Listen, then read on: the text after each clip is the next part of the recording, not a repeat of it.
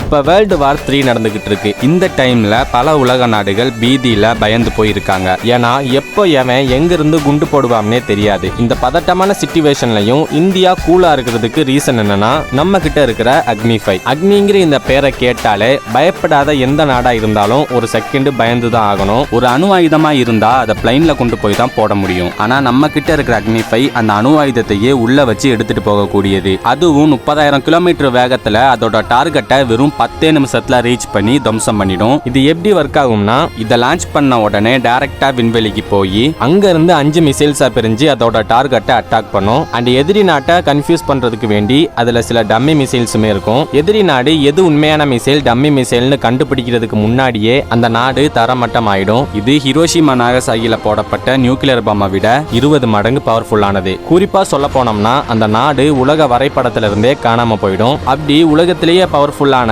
அணு ஆயுதமா இருக்கக்கூடியது தான் இந்த அக்னி 5. அண்ட் இவ்வளோ பவர்ஃபுல்லான மிசைலை உருவாக்குனது யாருன்னு பார்த்தோம்னா the one and only Indian missile man doctor APJ Abdul Kalam.